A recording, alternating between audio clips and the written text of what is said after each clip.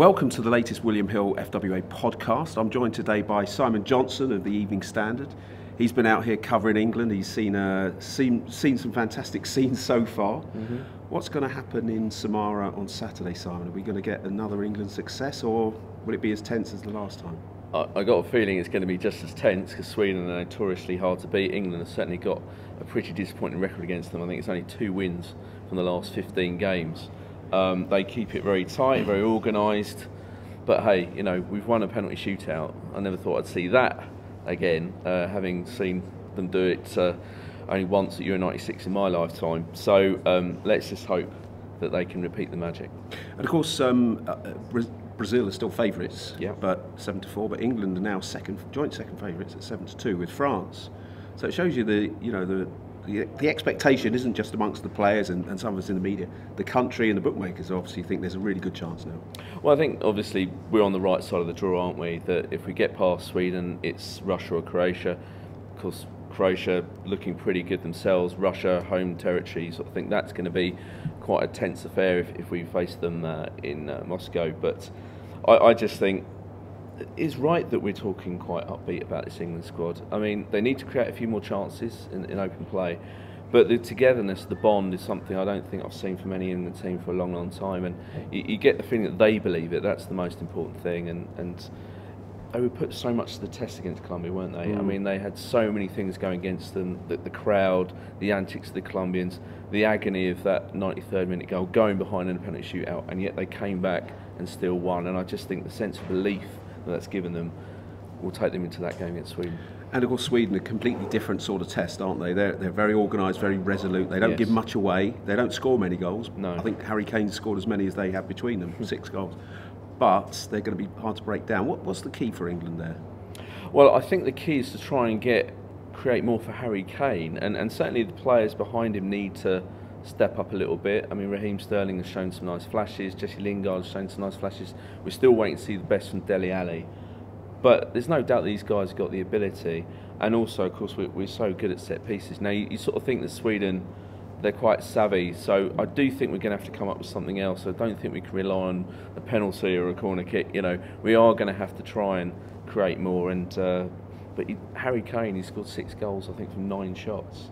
So you just think, give him the service, the kind of form and confidence he must be feeling just from very limited service he's got so far, that he can get a few more and continue this race for the Golden Boot. And looking at the other games, I mean, Brazil-Belgium is a fantastic game in prospect, isn't it? Which way would you see that one going? I'd have to go Brazil because I backed them to win the tournament, although that's pre-tournament, I hasten to add. But Belgium, a bit like England, you know, the sort of the huge boost it must have given them to come back from 2-0 down against Japan. That must give them huge, because there's huge doubts about this Belgium squad. You know, the golden generation, can they deliver? They were really up against Japan. They were staring at a really embarrassing defeat in the face, and they responded brilliantly, playing really good football. Eden Hazard, De Bruyne. You look at that team and just go, look, they can take Brazil on. But what I like about Brazil, they're perhaps not as pleasing on the eye as many people want to see, but they're very organised, very resolute. They're hard to score against, and I think that might be the decisive factor in that game. Yeah, and then we've got France, Uruguay. That's another very close one, isn't it? You know, which way will you call that one? Got to go France, because they looked so good against Argentina, but they did concede 3 goals. And Uruguay, Cavani, that's the problem, isn't it? Cavani, is he going to be fit? He looked superb the other night, scoring a couple of goals. I just sort of lean, if Cavani's out, then you sort of have to lean France's way. I think Kylian Mbappe, I mean, he was just frightening. And then, you know, all the other players they've got, you just think France will prove too strong for them. And then Russia-Croatia, the final game in that group, in that side of the draw that England are on. Well, it's a great story that Russia have got this far. I mean, no one would have predicted that they would have reached a quarter-final. I think it's great for the tournament whenever a home nation gets to the latter stage. I think it needs it just to continue that buzz. But I think this will be a step too far for them.